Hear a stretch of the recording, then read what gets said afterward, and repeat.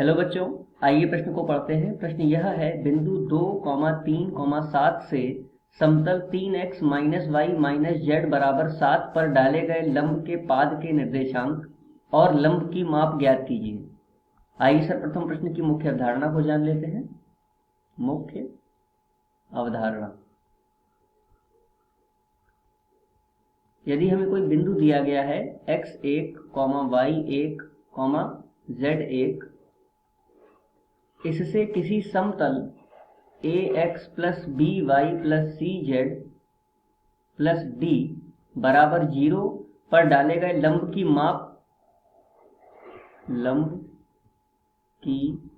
माप बराबर होती है परिमाण ax1 plus by1 plus cz1 plus d बटे में वर्गमूल में a की घात 2 प्लस b की घात 2 प्लस c की घात 2।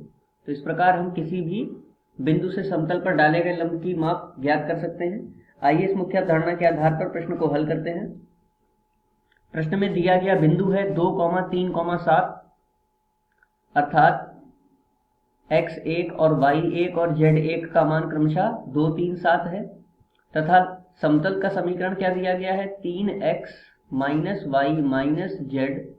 7 को यदि हम इधर ले आए तो हमें प्राप्त होगा -7 बराबर 0। तो यहाँ पर क्रमशः a का मान 3, b का मान -1, c का मान -1 तथा d का मान -7 प्राप्त होगा। तो डाले गए लंब की माप प्राप्त करते हैं। देखिए परिमाण ax1, तो a का मान कितना है 3 और x1 का मान है 2, तो 3 दूनी 6 प्लस by1, तो b का मान है -1 और y1 का मान है 3, तो हमें प्राप्त होगा -3। इसके पश्चात cz1, c का मान है -1, z का मान है 7, तो हमें प्राप्त होगा -7 तथा d का मान भी है -7 बटे में वर्गमूल a की घात 2, तो a की घात 2 कितना, 3 की घात 2 अर्थात 9 प्लस -1 की घात 1 प्लस -1 की घात 1, तो हमें प्राप्त होगा, देखिए 7 और 7 14, 14 और 3 17, तो माइनस का 17 और माइनस के 17 में 6 यदि हम योग करेंगे तो हमें प्राप्त होगा -11 बटे में 9 और 1 10 और 1 11, तो वर्गमूल में 11।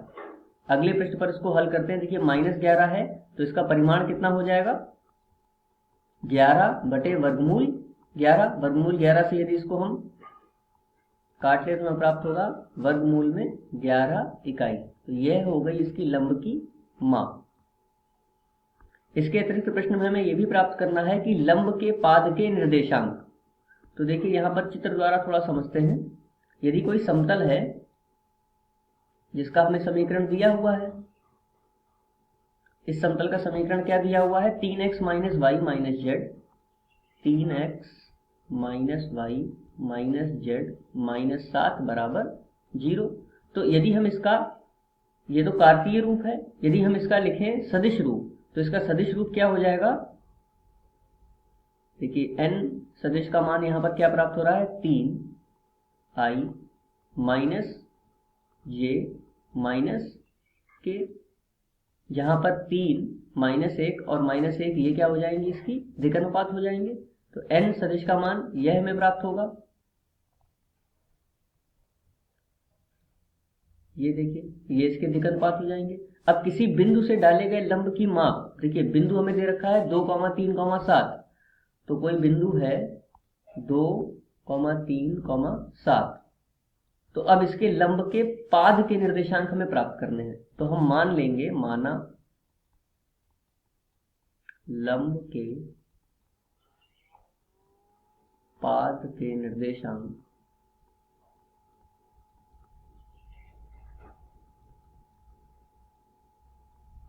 x2, y2, z2 है। ठीक है, तो यदि हम इस रेखा का समीकरण ज्ञात करें, यानी कि लंब की जो रेखा होगी उसका समीकरण क्या हो जाएगा, x2 माइनस 2 बटे में 3। अब यहाँ पर देखिए 2 क्या है, अगर कोई लंब है, जैसे लंब का एक बिंदु तो हो जाएगा 2, 3, 7 क्योंकि यहाँ से लंब डाला गया है और पाद के निर्देशांक हमने क्या मान लिए हैं, x2, y2 और z2, तो ये दो बिंदु हो गए। तथा इस रेखा के दिक् अनुपात क्या होंगे, उसके अभिलंब के जो दिक् अनुपात है, तो अभिलंब के दिक् अनुपात क्या है, क्रमशः 3, -1 और -1। तो इस प्रकार हमें लंब का समीकरण मिल जाएगा x2 - 2/3 बराबर y2 - 3/-1 बराबर z2 -7/-1। तो इसके बराबर में हम इसको लैम्डा मान लेते हैं।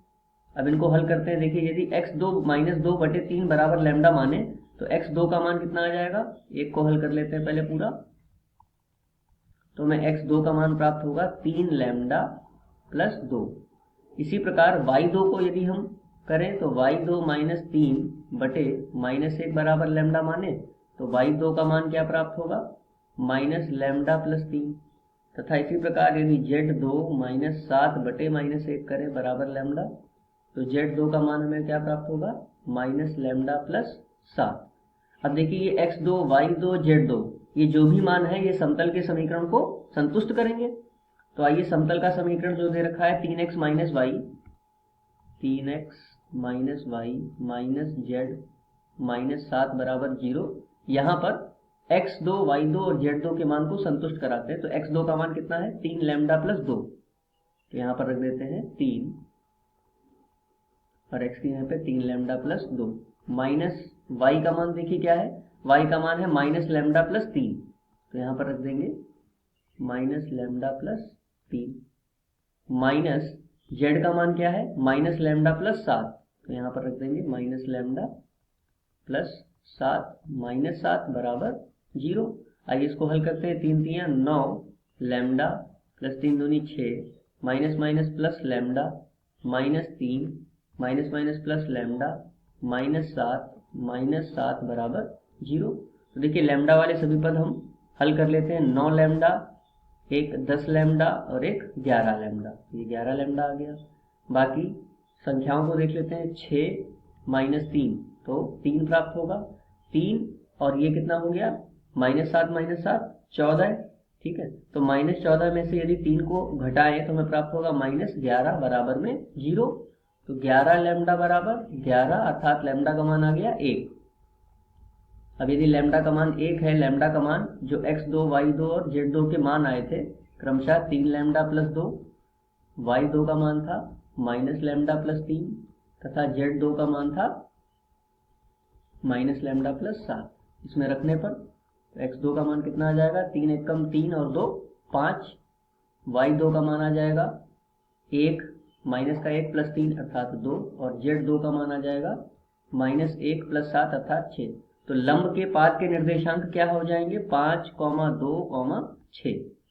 इस प्रकार मुख्य अवधारणा के आधार पर ये दिए गए प्रश्न का उपयुक्त उत्तर है। ये लंब के पाद के निर्देशांक होंगे 5, 2, 6, और इसके पहले जो हम लोगों ने लंब की माप प्राप्त करी थी वर्गमूल में 11 इकाई, ये दोनों सही उत्तर होंगे। मुख्य अवधारणा के आधार पर ये दिए गए प्रश्न का उपयुक्त उत्तर है। आशा करते हैं आपको समझ में आया होगा। धन्यवाद।